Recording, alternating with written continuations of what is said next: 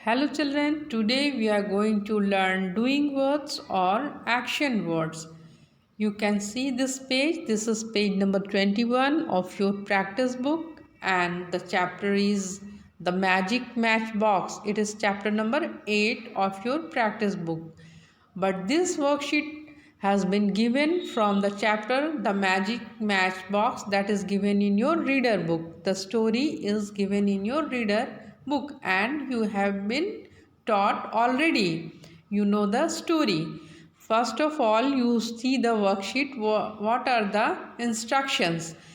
In lesson 10, look at the top of the page. In lesson 10, the magic matchbox. Neha does a lot of work for the witch.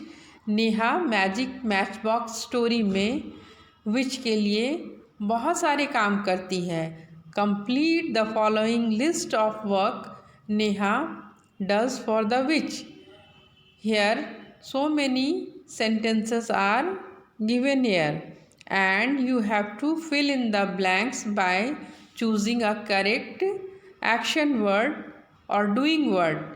इस sentence में नेहा ने जो विच के लिए काम किए थे वो सेंटेंसेस दिए गए हैं और आपको बॉक्स में से एक प्रॉपर यानी कि एप्रोप्रिएट वर्ड को, एक्शन वर्ड को यानी डूइंग वर्ड्स को चूज़ करना है और सेंटेंस में डालना है यानी कि उस ब्लैंक को फिल करना है. हेल्प बॉक्स दिया गया है. आपको हेल्प बॉक्स में कौन कौन से डूइंग वर्ड्स हैं पहले हम उसकी मीनिंग को जान लेते हैं. The first word is catches. Catches means पकड़ना. The second word is stitches. Stitches means सिलना. And the third word is cooks. Cooks यानी कि पकाना यानी खाना बनाना. And the last word is fetches. Fetches यानी कि लाना. ब्रिंग किसी चीज़ को लाना. आप इसमें देखोगे सारे ही वर्ड्स में ई एस या फिर एस लगा हुआ है. जब कोई चीज़ सिंगुलर होती है, एक होता है, तो हम उसके साथ जो एक्शन वर्ड लगाते हैं या डूइंग वर्ड्स लगाते हैं इसे हम वर्ब भी कहते हैं. उसमें हम एस या ई एस का यूज़ करते हैं. जैसे अगर आप नेहा एक लड़की है इसलिए हमने जो उसके लिए जो भी वर्ब रखा है उसमें एस या ई एस का यूज़ किया है. और अगर दो लड़कियां होती और ये सेंटेंस कैचेस पे होता तो हम कहते गर्ल्स कैच द फिश. लड़कियां मछली पकड़ती हैं, हम ऐसा कहते. लेकिन नेहा चूँकि एक है तो एक जब होगा, कोई भी एक पर्सन होगा या एक चीज़ होगी तो उसके साथ जो भी एक्शन वर्ड लगेगा तो हम उसमें वर्ब में एस या ई एस का यूज़ करेंगे. तो first of all we will see the first sentence. Neha, the first sentence is here. Neha dash sticks for cooking. Cooking के लिए वो क्या करती है? She fetches sticks. वो क्या, तो यहाँ पर क्या होगा? यहाँ पे होगा आपका, यहाँ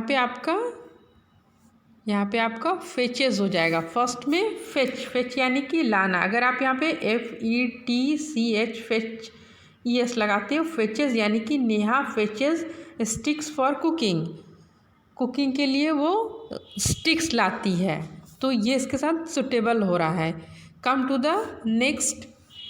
she dash fish from the pond. वो पॉन्ड से क्या करती है? फिश को पकड़ती है. कैचेस.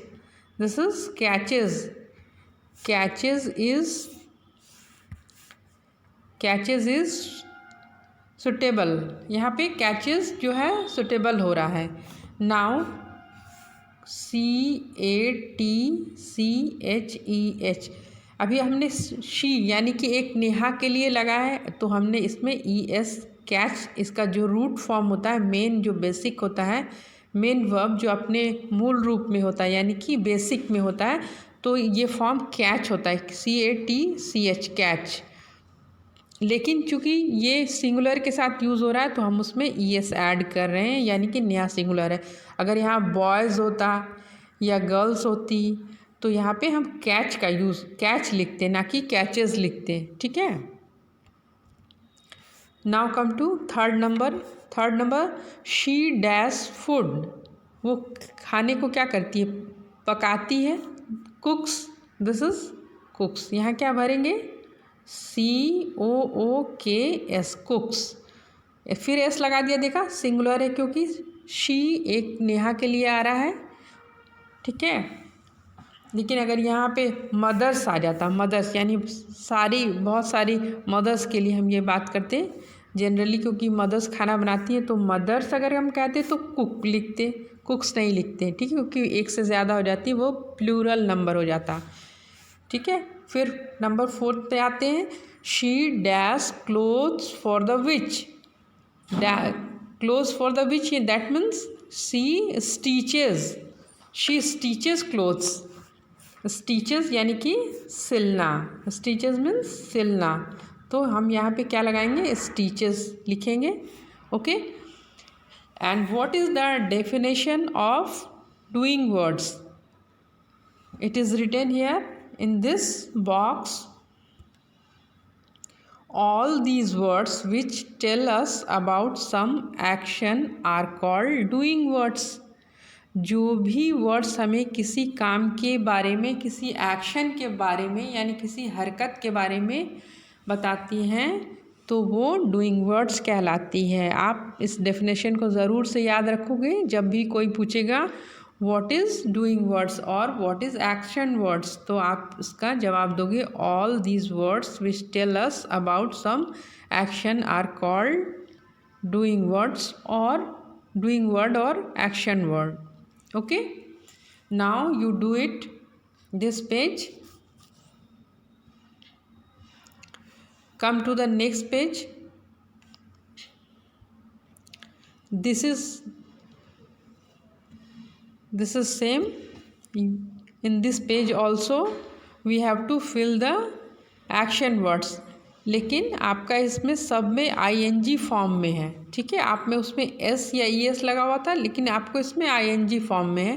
तो आपको इसमें एक सुटेबल बॉक्स से चूज़ करना है एक वर्ड को और सेंटेंस के अकॉर्डिंग आपको इसमें डालना है। Okay. Neha is playing with her friends near the jamun tree. Look at the picture and complete the sentences with words from the help box. Neha is what is? Neha is climbing the tree. Neha क्या कर रही है? Tree के ऊपर चढ़ रही है। Tree पर नेहा क्या कर रही है? ट्री पे चढ़ रही है। तो आपका फर्स्ट में क्या हो जाएगा? Neha is climbing the tree. Bhima is sitting on the tree, क्योंकि पेड़ के ऊपर वो बैठा है। ऑन से पता चल जा रहा है कि वो पेड़ के ऊपर, ये दिस भीमा और ये अब नेहा है। और कविता इज़, कविता क्या कर रही है? वॉचिंग। दिस इज़ कविता और ये किसको देख रही है? ये नेहा को देख रही है। तो ये वॉचिंग, ये एक्शन हो रहा है चढ़ना। आपको ये बताया जा रहा है कि कौन कौन से एक्शन होते हैं। ये चढ़ना दैट इज़ क्लाइंबिंग, ये बैठा हुआ सिटिंग क्लाइंबिंग हो गया। और ये this is Kavita, Kavita is watching यानी कि देख रही है। किसको वॉच कर रही है? नेहा को वॉच कर रही है। Then Karan is dash jamun from the ground. जामुन को ग्राउंड से कौन क्या कर रहा है? ये this is Karan is collecting, collect करा यानी कि जमा करा है जामुन को फ्रॉम द ग्राउंड, ज़मीन पर से। The last is Karim, Karim is eating. तो लास्ट में कौन सा हो जाएगा? Eating jamuns. It is very clear. आप यहाँ इंस्ट्रक्शंस को देखोगे तो क्या लिखा हुआ? Neha is playing with her friends near the jamun tree. ठीक है, नेहा अपने दोस्तों के साथ जामुन के पेड़ के पास खेल रही है। Look at the picture and complete the sentences with words from the help box. आपको इस वर्कशीट को करने के लिए बहुत ही ध्यान से पहले देखना होगा कौन सा बच्चा कौन सा काम कर रहा है, तभी नहीं तो आप कंफ्यूज हो जाओगे। पहले ध्यान से सारे बच्चे के नाम के साथ आप देखोगे। पहले सबसे पहले क्या होगा? नेहा इज़ क्लाइंबिंग 1, ये 1 होगा, क्लाइंबिंग 1 होगा, ठीक है। भीमा इज सिटिंग दूसरा होगा, कविता इज वॉचिंग नेहा थर्ड होगा, और करण इज कलेक्टिंग ये फोर्थ होगा आपका, और करीम इज ईटिंग ये आपका फिफ्थ होगा। आपको ध्यान से पिक्चर को और सेंटेंसेस को देखना होगा, फिर आप इस वर्कशीट को करोगे। Okay, come to the next page, this is also same. Okay, यहाँ पे आपको अंडरलाइन करना है, यहाँ आपको अंडरलाइन करना है। It is page number 23, worksheet 3। Underline, see this sentence, underline the doing words in the following sentences. The first sentence is Rajat goes to school. Rajat goes to school. Rajat क्या करता है, जाता है, goes to school आपको underline करना, only you have to underline it, okay? तो इसमें आपका क्या हो जाएगा, goes, goes इसमें यानी कि जाने का काम हो रहा है। क्या काम हो रहा है, जाने का। फिर नेक्स्ट आते हैं, नेक्स्ट में है माई मदर कुक्स टेस्टी फूड। कुक्स यहाँ पे क्या हो गया, कुक्स एक काम हो रहा है यानी कुकिंग का काम हो रहा है, तो इसमें कुक्स जो हो गया आपका एक्शन वर्ड हो गया। नेक्स्ट में आते हैं the dog is running. The dog is running, ये रनिंग क्या हो गया, ये भी एक्शन वर्ड हो गया। दौड़ने का काम कर रहा है, डॉग जो है बिल्ली के पीछे भाग रहा है, दौड़ रहा है, तो रनिंग भी आपका वो हो गया, एक्शन वर्ड हो गया है। कोई भी काम होता है वो एक्शन वर्ड या डूइंग वर्ड कहलाता है, और उसे ग्रामेटिकल टर्म में हम उसे वर्ब कहते हैं, VERB, verb. The next is question number 4, we should cross the road. Cross करना, तो रोड क्रॉस करना भी एक काम है, एक डूइंग वर्ड है, एक एक्शन है। ओके, अब नेक्स्ट आते हैं question number 5, she sings beautifully. ठीक है, सिंग्स क्या हो गया, सिंग्स मतलब गाना, तो गाना भी एक वर्क हो गया, एक डूइंग वर्ड हो गया, एक्शन हो गया, तो ये भी हमारा अंडरलाइन हो जाएगा। दे आर नंबर 6 पे आते हैं, they are playing cricket. Playing cricket यानी कि खेलना, प्लेज, प्लेइंग, प्लेड, किसी भी फॉर्म में हो। वर्ब के 5 फॉर्म होते हैं, एक्शन वर्ड के 5 फॉर्म होते हैं, जैसे प्ले, प्लेज, प्ले एक हो गया, प्लेज होगा एक, अगर 2 लोग एक से ज़्यादा रहेंगे तो प्ले बोलेंगे, एक से प्रेजेंट टेंस में प्ले, प्लेज। ठीक है, पास्ट अगर खेल चुका होगा तो प्लेड कहेंगे, अगर खेल रहा होगा तो प्लेइंग बोलेंगे। ठीक है, और एक फॉर्म होता है कि खेल चुका है तो भी प्लेड कहते हैं। 5 फॉर्म होते हैं, हर एक्शन वर्ड के 5 फॉर्म होते हैं। ठीक है, और ये टेंस के ऊपर डिपेंड करता है कि काम हो रहा है, हो चुका है या फिर होगा। ये टेंस के अकॉर्डिंग हम एक्शन वर्ड का फॉर्म चेंज कर देते हैं। इनिशियली अभी आप इतना समझो, फिर धीरे धीरे आप समझ जाओगे। नंबर 7 में the made washes the dishes. The made washes the dishes.